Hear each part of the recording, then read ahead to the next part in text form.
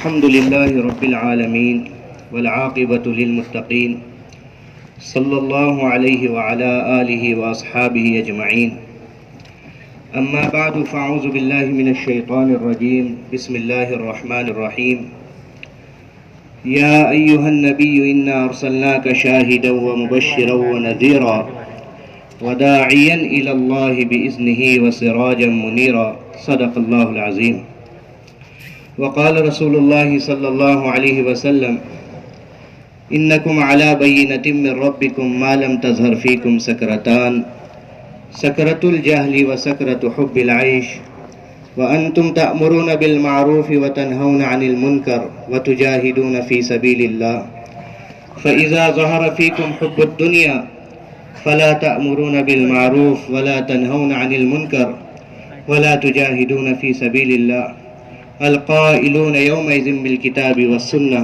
كالسابقين الأولين من المهاجرين والأنصار أو كما قال عليه الصلاة والسلام۔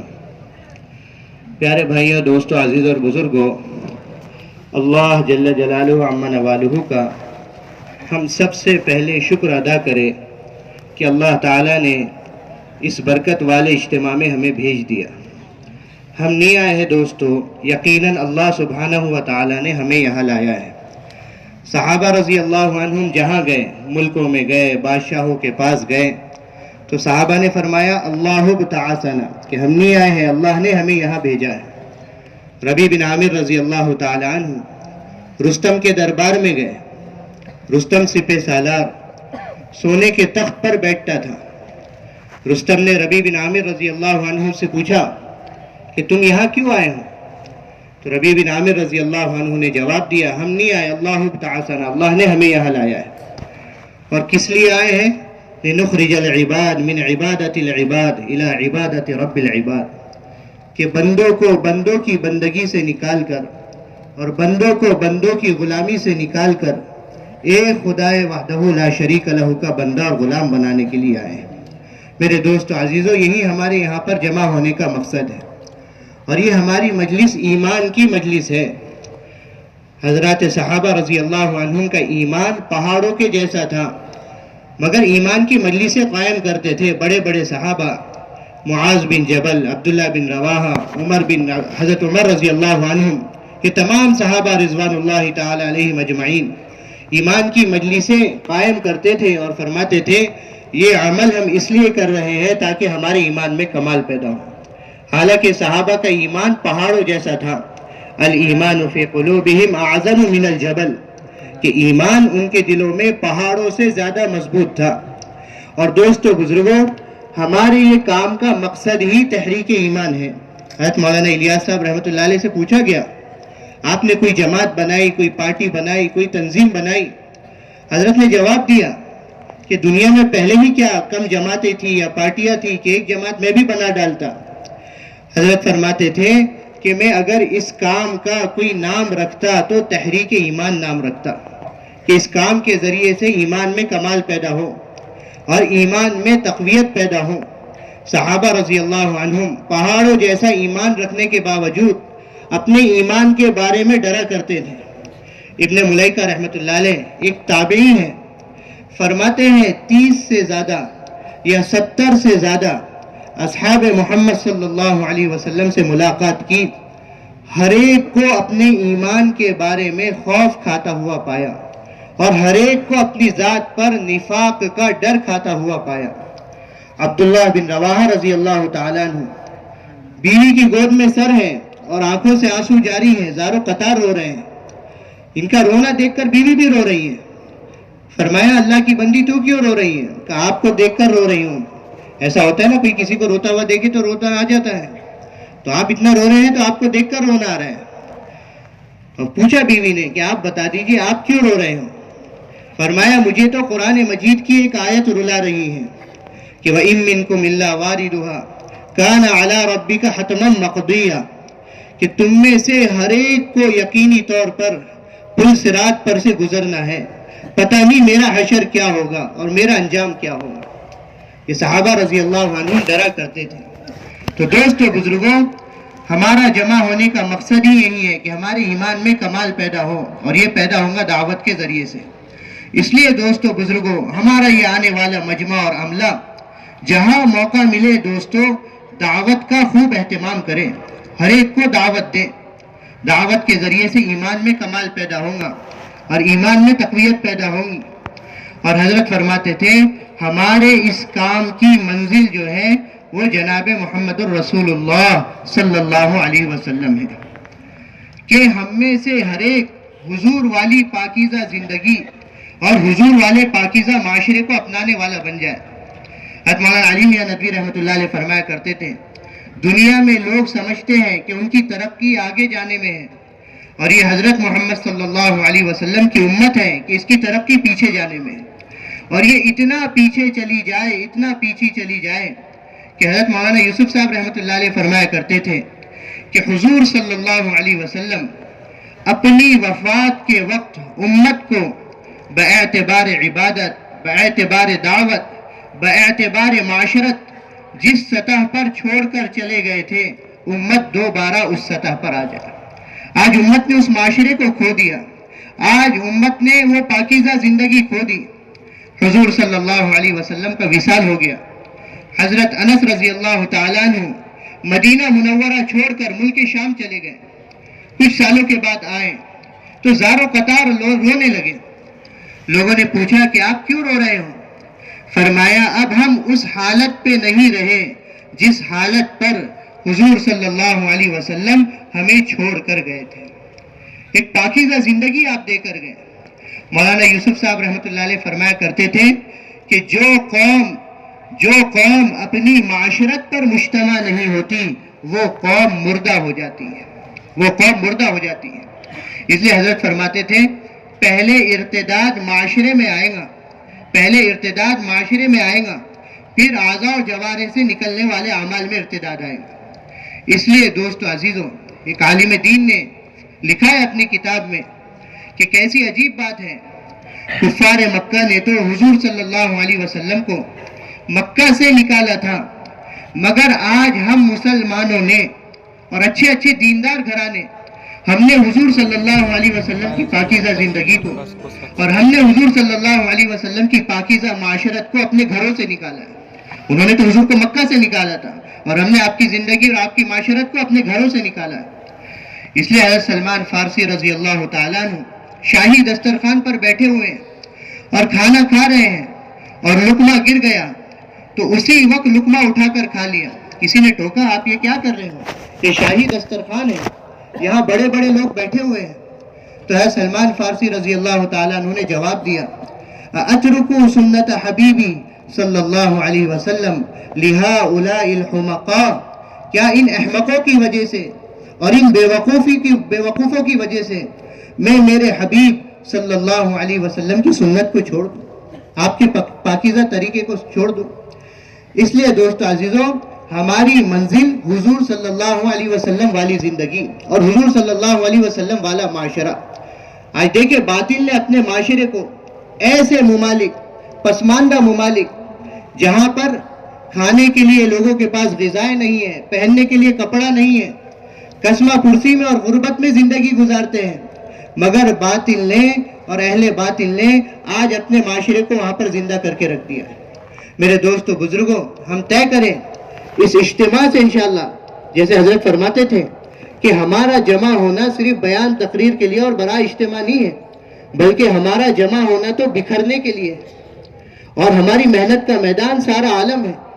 اس لیے ہم میں سے ہر ایک یہ نیت کرے، چاہے کوئی شرکت کی ارادے سے آیا ہو، وقت لگانے کی ارادے سے نہ آیا ہو، ہم میں سے ہر ایک یہ نیت کرے انشاءاللہ حضور والے پاکیزہ معاشرے کو لے کر سارے عالم میں اسی اجتماع سے نقد جائیں گے انشاءاللہ، اور سارے عالم میں حضور والی پاکیزہ زندگی اور سارے عالم میں حضور والے پاکیزہ معاشرے کو ہم زندہ کریں گے انشاءاللہ۔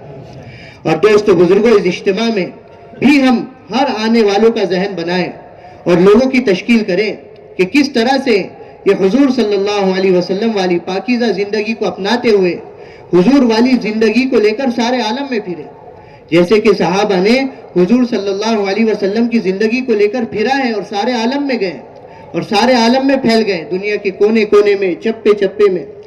اردن چھوٹا سا ملک ہے، صرف اس چھوٹے سے ملک میں تقریباً 30 سے 36 ہزار صحابہ کی قبریں ہیں۔ اس طرح سے ہمارا یہ مجمع بلند عزائم کرے۔ اور دوستو عزیزو، ہماری توجہ ہر وقت اللہ سبحانہ و تعالیٰ کی طرف رہے۔ ہم آئے ہیں اللہ کی نسبت پر، اللہ کے دین کی نسبت پر۔ تو دوستو بزرگوں، ہمیں یہ طے کرنا ہے کہ اس اجتماع میں بھی اور پوری زندگی، موت تک، زندگی کی آخری سانس تک ہمیں اپنے معمولات کا اہتمام کرنا ہے۔ ورنہ دوستو بزرگوں، دعوت کے تقاضوں کی وجہ سے اور مصروفیت کی وجہ سے کبھی کبھی ایسا ہوتا ہے کہ معمولات ہمارے فوت ہو جاتے ہیں، انفرادی اعمال میں کمی آ جاتی ہے، تسبیحات میں کمی آ جاتی ہے، تلاوت میں کمی آ جاتی ہے، مسنون دعاؤں میں کمی آ جاتی ہے، ذکر و دعا میں کمی آ جاتی ہے۔ اس لیے دوستو بزرگوں، یہ انفرادی اعمال اور یہ معمولات اور یہ تسبیح تلاوت، میرے دوستو بزرگوں، یہ ہم کام کرنے والوں کے لیے تو پیٹرول اور ڈیزل کا درجہ رکھتے ہیں۔ جیسے کوئی گاڑی بغیر پیٹرول کے اور بغیر ڈیزل کے نہیں چلتی، میرے دوستو بزرگوں، اسی طرح سے اس عظیم الشان کام کرنے والے اور محنت کرنے والوں کی یہ دعوت اللہ کی گاڑی، میرے دوستو بزرگوں، بغیر دعاؤں کے اور بغیر اللہ سبحانہ و تعالیٰ سے آہوازاری کیے بغیر اور بغیر ذکر و تسبیحات کے اور بغیر تلاوت کے، میرے دوستو بزرگوں، حقیقی معنی میں ہم اس کام میں چل نہیں سکتے۔ ورنہ تو ڈر ہے کہ دوسری خرابیاں ہمارے اندر پیدا نہ ہو جائے، عجب ہمارے اندر پیدا نہ ہو جائے، کبر ہمارے اندر پیدا نہ ہو جائے۔ کام کر رہے ہیں، سارے تقاضے پورے کر رہے ہیں، مگر تسبیحات کا اہتمام نہیں ہو رہا ہے، تلاوت کا اہتمام نہیں ہو رہا ہے، دعاؤں کا اہتمام نہیں ہو رہا ہے، تہجد کا اہتمام نہیں ہو رہا ہے، سنتوں سے ہماری زندگی آراستہ نہیں ہے۔ تو دوستو عزیزوں، یہ زندگی دعوت کی محنت کے ساتھ بھی ہماری غفلت والی زندگی شمار کہلائی جائیں گی اللہ سبحانہ و تعالیٰ کے نزدیک۔ اس لیے اللہ سبحانہ و تعالیٰ نے فرمایا کہ حقیقی ایمان والے کون ہیں؟ کہ جن کے اندر 10 چیزیں پائی جاتی ہوں، جن کے اندر 10 خوبیاں اور 10 صفات پائی جاتی ہوں۔ کون سی وہ 10 خوبیاں اور 10 صفات ہیں؟ اللہ سبحانہ و تعالیٰ نے قرآن مجید میں فرمایا، ان المسلمین والمسلمات والمؤمنین والمؤمنات، کہ مسلمان مرد اور مسلمان عورتیں اور مومن مرد اور مومن عورتیں، والقانتین والقانتات، اور اللہ سبحانہ و تعالیٰ کے فرما برداری کرنے والے مرد اور فرما برداری کرنے والی عورتیں، والصادقین والصادقات، سچ بولنے والے مرد، سچ بولنے والی عورتیں، والصابرین والصابرات، صبر کرنے والے مرد، صبر کرنے والی عورتیں، والخاشعین والخاشعات، اللہ سبحانہ و تعالیٰ سے ڈرنے والے مرد اور اللہ سبحانہ و تعالیٰ سے ڈرنے والی عورتیں، والمتصدقین والمتصدقات، صدقہ کرنے والے مرد اور صدقہ کرنے والی عورتیں، والصائمین والصائمات، اور روزہ رکھنے والے مرد اور روزہ رکھنے والی عورتیں، والذاکرین اللہ کثیرا والذاکرات، اور اللہ سبحانہ و تعالیٰ کا بہت زیادہ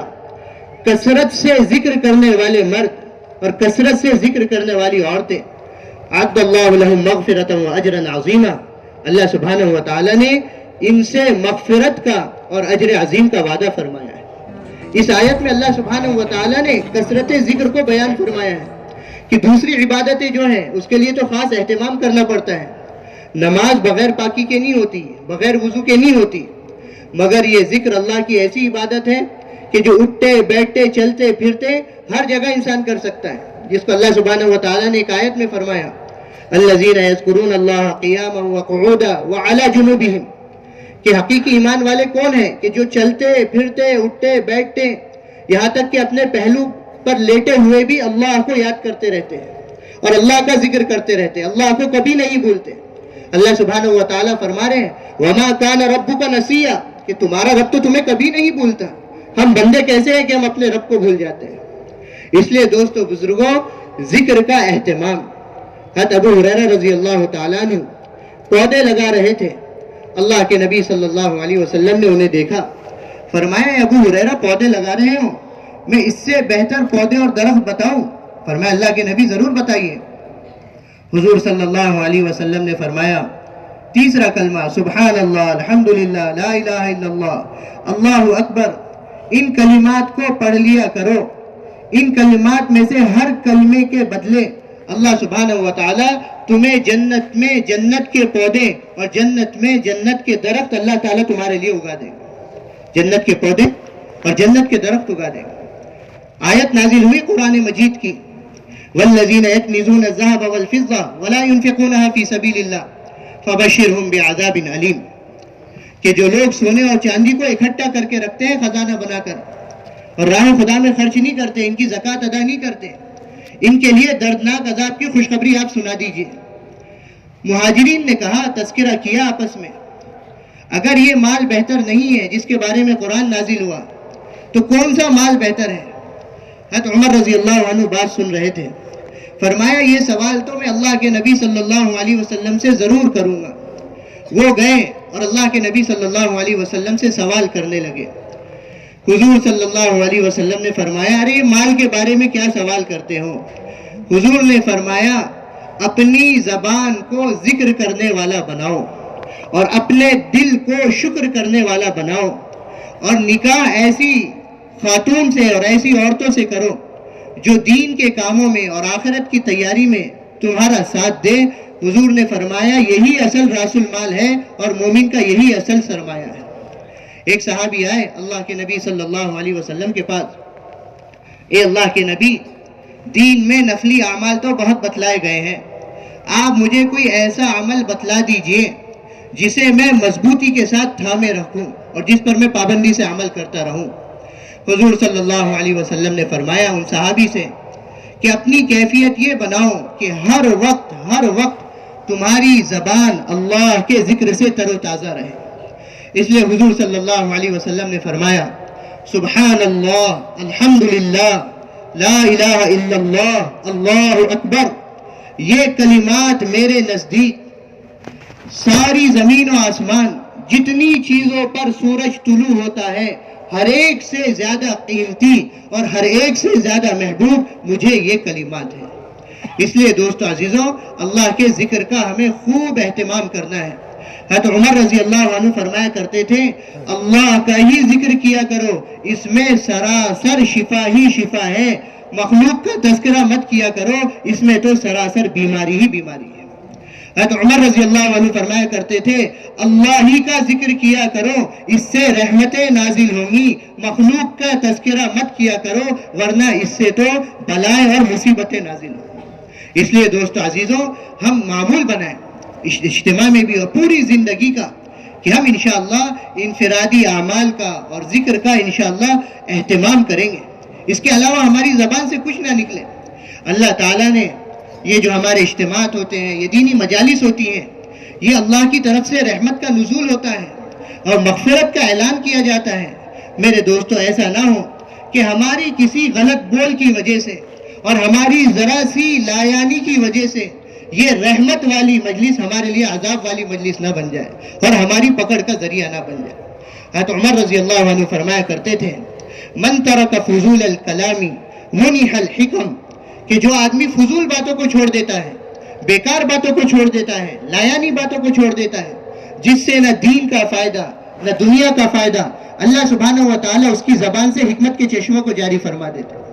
حضرت عمر رضی اللہ عنہ فرماتے تھے، من ترک فضول النظر منح خشوع القلب، کہ جو آدمی بد نظری چھوڑ دیتا ہے اللہ سبحانہ و تعالیٰ اس کے دل میں خوف اور خشیت پیدا فرما دیتے ہیں. حضرت عمر رضی اللہ تعالیٰ عنہ فرمایا کرتے تھے، من ترک حب الدنیا منع حب الآخرہ، کہ جو آدمی دنیا کی محبت چھوڑ دیتا ہے اللہ سبحانہ و تعالیٰ آخرت کی محبت اس کے دل میں پیدا فرما دیتا ہے.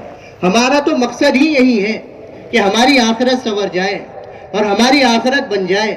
صحابہ جہاں گئے صحابہ نے فرمایا، انما ہممنا الآخرہ، کہ ہم اپنی دنیا بنانے کے لیے نہیں آئے ہیں، مال دولت کے انبار اکٹھے کرنے کے لیے نہیں آئے ہیں.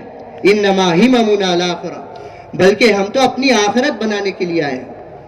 تو یہ فرماتے تھے حضرت عمر رضی اللہ عنہ، اور فرماتے تھے، من ترک فضول الطعام منح لذت العبادہ، جو آدمی ضرورت سے زیادہ کھانا چھوڑ دیتا ہے، ہاں اتنا جتنی ضرورت ہے، ضرورت سے زیادہ کھانا چھوڑ دیتا ہے، اللہ سبحانہ و تعالی عبادت کی لذت اسے عطا فرماتے ہیں. آج عبادت کرتے ہیں مگر نمازوں میں دل نہیں لگتا، تہجد میں دل نہیں لگتا، قرآن مجید پڑھنے میں مزہ نہیں آتا. تو یہ فرماتے تھے. حضرت عمر رضی اللہ عنہ فرماتے تھے، من ترک فضول الضحک منح الہیبہ، کہ جو آدمی ضرورت سے زیادہ ہنسنا چھوڑ دیتا ہے اللہ سبحانہ و تعالیٰ اس کے چہرے پر رعب پیدا فرما دیتے ہیں۔ حضور صلی اللہ علیہ وسلم کہتے نہیں لگاتے تھے، آپ صلی اللہ علیہ وسلم کے بارے میں ضرور ہے ضحاکن بسامن، آپ ہر ایک سے مسکراتے ہوئے ملتے تھے، ہر ایک سے اچھی طریقے سے ملتے تھے خندہ پیشانی کے ساتھ، مگر کہتے ہی نہیں لگاتے تھے۔ اس لیے آپ کے بارے میں فرمایا کہ حضور صلی اللہ علیہ وسلم نے فرمایا کہ میری مدد اللہ نے رعب کے ذریعے سے کی ہے، نصرت بالرعب مسیرۃ شہرین او مسیرۃ شہرین، کہ دشمن پر میرا رعب 1 مہینے کی مسافت سے یا 2 مہینے کی مسافت سے پڑتا ہے۔ کہ آپ صلی اللہ علیہ وسلم زیادہ نہیں ہنستے تھے۔ اور یہ فرمایا تو عمر رضی اللہ تعالیٰ عنہ نے، من ترک الاشتغال بعیوب غیرہ منح الاصلاح لعیوب نفسہ، کہ جو دوسروں کے عیوب دیکھنا چھوڑ دیتا ہے اللہ سبحانہ و تعالیٰ اسے اپنے عیوب کی اصلاح کی توفیق دے دیتے ہیں۔ اور فرماتے تھے تو عمر رضی اللہ تعالیٰ عنہ، من ترک التجسس منح براءۃ من النفاق، کہ جو آدمی جاسوسی چھوڑ دیتا ہے اللہ سبحانہ و تعالیٰ ایسے شخص کو ہمیشہ کے لیے نفاق سے بری کر دیتے ہیں۔ اس لیے دوستو بزرگوں، ہماری زبان پر خیر ہی ہو، ہماری زبان پر دعوت ہی ہو، اور ہماری زبان پر اللہ کا ذکر ہی ہو۔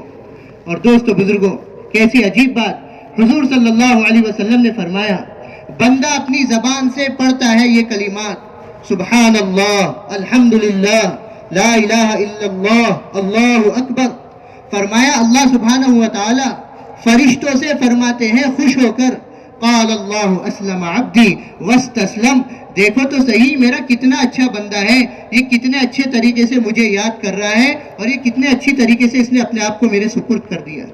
اس لیے دوستو بزرگوں، تیسرا ہونا تو یہ چاہیے کہ ہر وقت ہماری زبان اللہ کے ذکر سے تر و تازہ رہے۔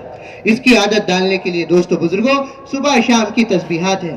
تیسرا کلمہ درود شریف، حضور صلی اللہ علیہ وسلم آپ کے احسانات امت پر، آپ سب سے زیادہ محسن اپنی امت کے، اور آپ سب سے زیادہ خیر خواہ ساری انسانیت کے، آپ نے سب کچھ امت کے خاطر لگا دیا۔ آپ کے احسانات کو یاد کر کے حضور صلی اللہ علیہ وسلم پر درود پاک پڑھیں۔ آپ صلی اللہ علیہ وسلم نے امت کے خاطر کیا کچھ نہیں کیا اس امت کو امت بنانے کے لیے۔ دنیا سے رخصت ہو رہے ہیں، آپ نے کسی قریبی کو نہیں یاد کیا کہ فلاں کو بلاؤ یا فلاں کو بلاؤ۔ آپ صلی اللہ علیہ وسلم فرما رہے ہیں پردہ ہٹا دو، میں جاتے جاتے دنیا سے اپنی امت کو دیکھنا چاہتا ہوں۔ حضرت انس رضی اللہ عنہ فرماتے ہیں کہ آقا صلی اللہ علیہ وسلم ہمیں دیکھ رہے تھے، اور ہم صدیق اکبر رضی اللہ عنہ کی امامت میں نماز پڑھ رہے تھے، اور ہمیں ڈر لگنے لگا کہ کہیں ہم خطرے میں نہ پڑ جائیں، ہم اپنی نماز کو نہ توڑ دیں۔ چور کا ہاتھ کاٹا جا رہا ہے، حضور صلی اللہ علیہ وسلم کی آنکھوں سے آنسو جاری ہیں، اے اللہ کے نبی یہ تو چور ہے اس لیے اس کا ہاتھ کاٹا جا رہا ہے۔ حضور صلی اللہ علیہ وسلم نے فرمایا ارے چور ہی تو ہے لیکن میرا امتی میں سے تو نہیں نکل گیا، امت سے تو خارج نہیں ہو گیا، ہے تو میرا امتی ہی۔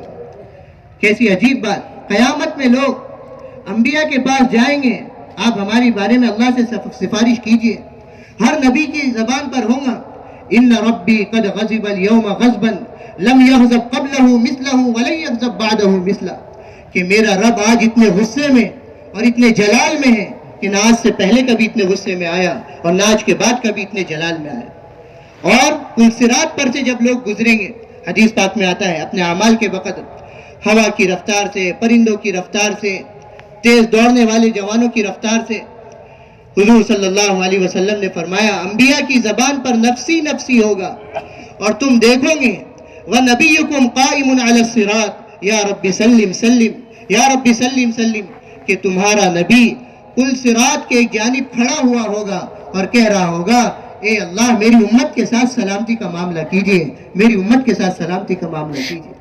حضور کے احسانات کو یاد کر کے حضور صلی اللہ علیہ وسلم پر ہم درود پاک پڑھنے والے بنے۔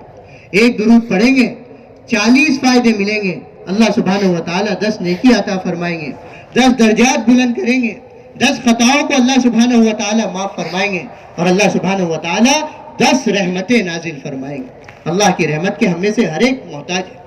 اور دوستو بزرگوں، تیسرا کلمہ درود شریف استغفار، اللہ تعالیٰ قرآن مجید میں فرما رہے ہیں وَمَا كَانَ اللَّهُ لِيُعَذِّبَهُمْ وَأَنْتَ فِيهِمْ وَمَا كَانَ اللَّهُ مُعَذِّبَهُمْ وَهُمْ يَسْتَغْفِرُونَ، آپ جب تک امت کے درمیان میں رہیں گے ہم امت کو عذاب میں مبتلا نہیں کریں گے۔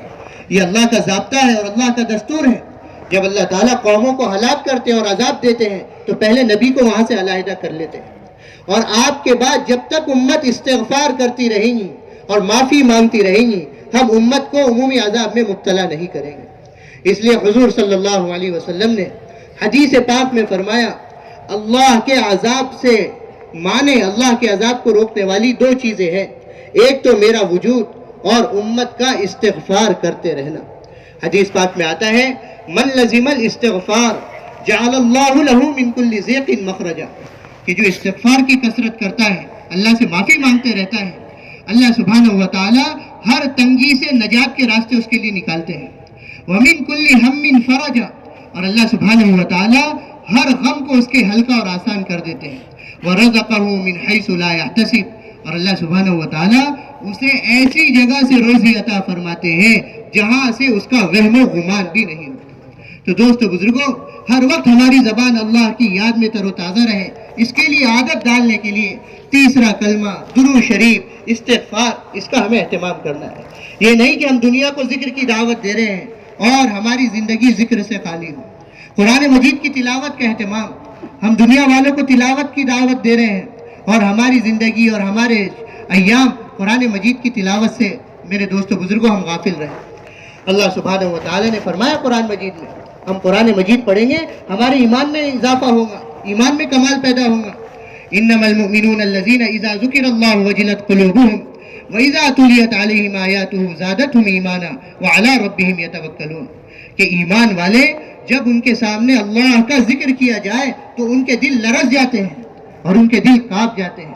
اب جب قرآن مجید ان پر پڑھا جائے تو ان کے ایمان میں اضافہ ہوتا ہے اور اپنے رب پر یہ یقین رکھتے ہیں، بھروسہ رکھتے ہیں، نمازوں کو قائم کرتے ہیں. جو کچھ ہم نے انہیں دے رکھا ہے وَمِمَّا رَزَقْنَاهُمْ يُنْفِقُونَ، اسے خرچ کرتے ہیں راہ خدا میں. اولئک هم المؤمنون حقا، یہی سچے پکے ایمان والے اور مومن ہیں. لهم درجات عند ربهم ومغفرۃ ورزق کریم، ان کے رب کے پاس ان کے لیے مغفرت ہے، بلند درجات ہیں اور عزت کی روزی ہے. تو دوستو عزیزوں، ہمیں قرآن مجید کی تلاوت کا بھی اہتمام کرنا ہے. حضور صلی اللہ علیہ وسلم، صحابی رضی اللہ عنہ فرماتے ہیں، مکہ سے مدینہ کے درمیان ہم حضور صلی اللہ علیہ وسلم کے ساتھ تھے سفر میں. حضور صلی اللہ علیہ وسلم سے کچھ لوگ ملنے آ گئے تو حضور صلی اللہ علیہ وسلم نے ملاقات کرنے سے انکار کر دیا. حضور صلی اللہ علیہ وسلم نے فرمایا، میرا جو معمول تھا قرآن مجید پڑھنے کا وہ معمول ابھی باقی ہے، پہلے میں اس معمول کو پورا کروں گا پھر ان سے ملاقات کروں گا. انصار کے درمیان حضور صلی اللہ علیہ وسلم تشریف لائے. آپ کے آنے میں تاخیر ہو گئی. پوچھا اللہ کے نبی کیا بات ہے؟ حضور صلی اللہ علیہ وسلم نے فرمایا، میرا جو معمول تھا قرآن مجید پڑھنے کا وہ معمول پورا نہیں ہو پایا تھا، اس کو پورا کر کے میں تمہارے پاس آیا ہوں، اس وجہ سے مجھے آنے میں تاخیر ہو گئی.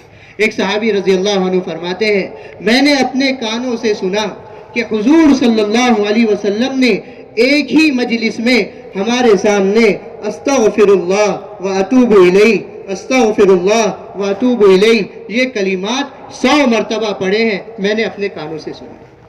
اس لیے دوستو بزرگوں، ہمیں اس کام میں کرتے ہوئے نیت کرنا ہے، عزم کرنا ہے، زندگی کی آخری سانس تک ہم انشاءاللہ اپنے معمولات کی اور انفرادی اعمال کی انشاءاللہ پابندی کریں گے. یہ معمولات ہم سے چھوٹنے نہ پائے، یہ معمولات ہم سے فوت نہ ہونے پائے. حضور صلی اللہ علیہ وسلم نے بارہا اس کی دعا مانگی ہے. اللہم انی اسألک الثبات فی الامر.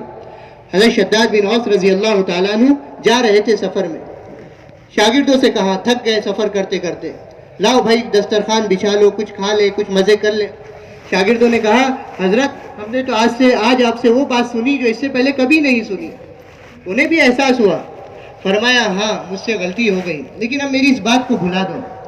حضور صلی اللہ علیہ وسلم نے مجھے ایک دعا سکھلائی تھی اور چند کلمات سکھلائے تھے، اور حضور صلی اللہ علیہ وسلم نے فرمایا تھا، جب لوگ سونے اور چاندی کو خزانہ بنا لیں تو تم ان کلمات کو خزانہ بنا لینا. اور وہ دعا بتلائی اور وہ دعا سکھلائی اپنے شاگردوں کو. اللہم انی اسألک الثبات فی الامر والعزیمت علی الرشد واسألک شکر نعمتک واسألک حسن عبادتک. پوری دعا حضرت نے منتخب حدیث کو ختم ہی اس حدیث پر اور اس دعا پر کیا ہے. اللہ سبحانہ و تعالیٰ سے پابندی کا سوال کیا جا رہا ہے کہ اللہ سبحانہ و تعالیٰ ہمیں پابند بنا اعمال کا۔ اور دوستو بزرگوں، ہمیں تہجد کا اور رات میں اٹھ کر اللہ سے مانگنے کا خوب اہتمام کرنا ہے۔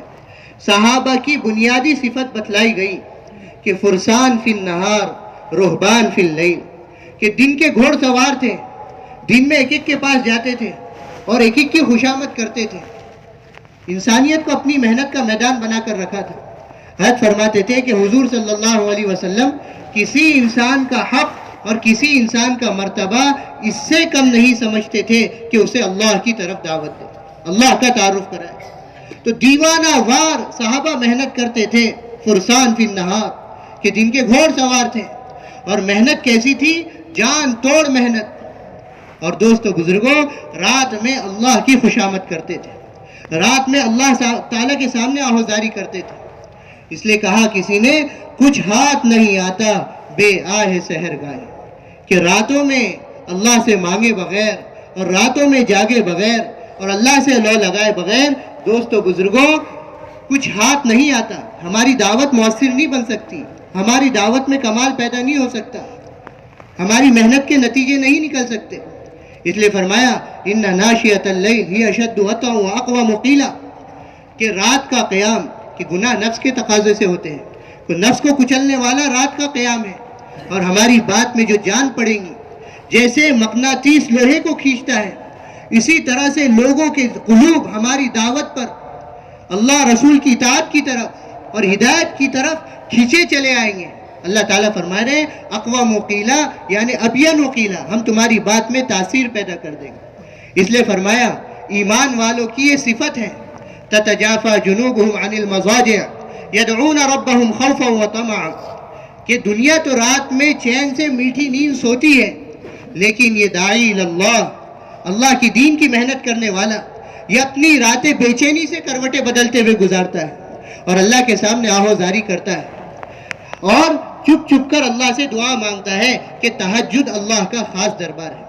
حضرت حسن بصری رحمۃ اللہ علیہ فرمایا کرتے تھے کہ جو دوسری دعائیں تم مانگتے ہو اور یہ چپ چپ کر اللہ سے تنہائی میں لو لگا کر جو دعا مانگی جاتی ہے، فرمایا یہ دوسری دعاؤں سے 70 گنا زیادہ بڑی ہوئی ہوتی ہے۔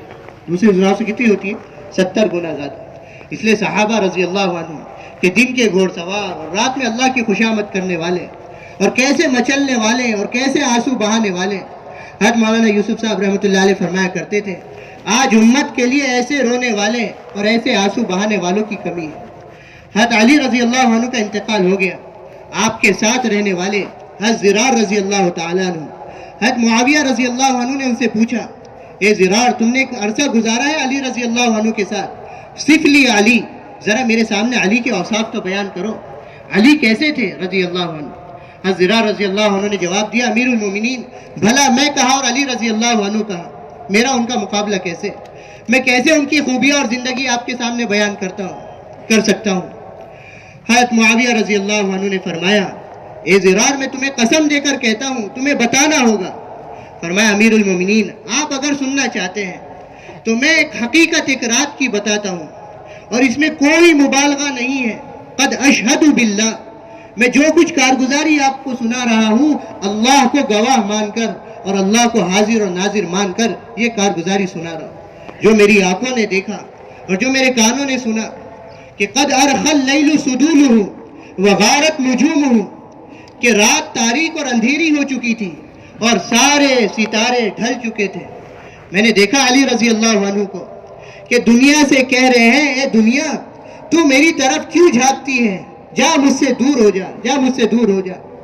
اور یمیل علی محرابہ قابضا علی لحیتہ، اپنے محراب میں اپنی داڑھی پکڑ پکڑ کر کھینچ رہے ہیں اور رو رہے ہیں، اور کیسا رو رہے ہیں؟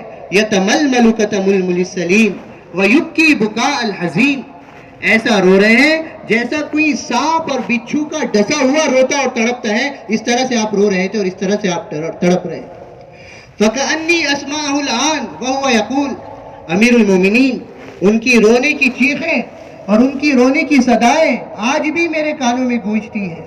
وہ کہہ رہے تھے، یا ربنا یا ربنا، اے میرے رب، اے میرے پروردگار، آہن ہائے میں کیا کروں، من قلت الزاد کہ میرے پاس توشہ تو بہت تھوڑا ہے اور راستہ بہت لمبا ہے، ووحشت الطریق اور راستہ لمبا ہی نہیں ہے بلکہ راستہ وحشت ناک اور خوفناک بھی ہے۔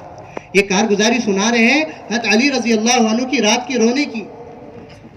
سارے صحابہ حضرت معاویہ رضی اللہ عنہ کے ساتھ جو بیٹھے ہوئے تھے سب کی چیخیں نکل گئیں اور سب کے آنکھوں سے آنسو جاری ہو گئے، یہاں تک کہ حضرت معاویہ رضی اللہ عنہ کو اپنی ہچکیاں روکنے کے لیے اپنا رومال اپنے منہ میں بھرنا پڑا۔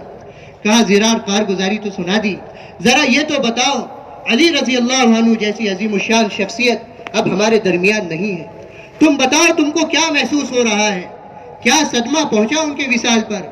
فرمایا امیر المومنین، وہ عورت، وہ خاتون جس کا شیر خوار دودھ پیتا بچہ اس کی گود سے چھین کر اس کے سامنے اسے ذبح کر دیا جائے، اس عورت پر کیا بیتتی ہے کہ نہ اس کے آنسو رکتے ہیں نہ اس کا غم ہلکا ہوتا ہے۔ یہی حق علی رضی اللہ عنہ کے وصال سے ہم پر بیت رہی۔ میرے دوستو بزرگوں، مولانا یوسف صاحب رحمۃ اللہ علیہ فرمایا کرتے تھے صحابہ کی طرح مانگنے والے اور صحابہ کی طرح رونے والوں کی کمی ہو۔ اس لیے ہم نیت کریں انشاءاللہ اپنی زندگی کا معمول بنائیں گے، راتوں میں اٹھ کر اللہ سے مانگیں گے۔ یہ پاکیزہ زندگی حضور دے کر گئے دوستو، اس کی برکتیں صحابہ نے جتنی حضور کو زندگی کو اپنایا، فرمایا ہم نے حضور کی زندگی کی برکتیں دیکھی، حضور کے طریقوں کی برکتیں دیکھی، حضور کی دعاؤں کی برکتیں دیکھی۔ اس لیے دوستو بزرگوں، مسنون دعاؤں کا ہم اہتمام کریں، ہر موقع کی دعاؤں کا اہتمام کریں، ہر عمل کی دعاؤں کا اہتمام کریں۔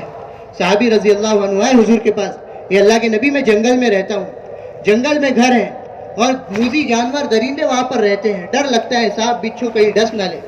حضور صلی اللہ علیہ وسلم نے فرمایا صبح شام اس دعا کا اہتمام کرو 3 مرتبہ، اعوذ بکلمات اللہ التامات من شر ما خلق۔ وہ صحابی فرماتے ہیں جب سے اس دعا کا اہتمام میں نے کرنا شروع کیا، کسی جانور کا نقصان پہنچانا تو بہت دور، ڈر اور خوف کس چیز کا نام ہے یہی میرے ذہن و دماغ سے نکل گیا۔ اس لیے دوستو بزرگوں، ہمیں معمولات کا اہتمام کرنا ہے۔ اور ابھی بھی میرے دوستو بزرگوں، ہمارے سارے حضرات جیسے اعلان ہوا تھا، آپ حضرات کوشش کریں کہ عصر کے وضو سے عشاء کی نماز ادا کریں۔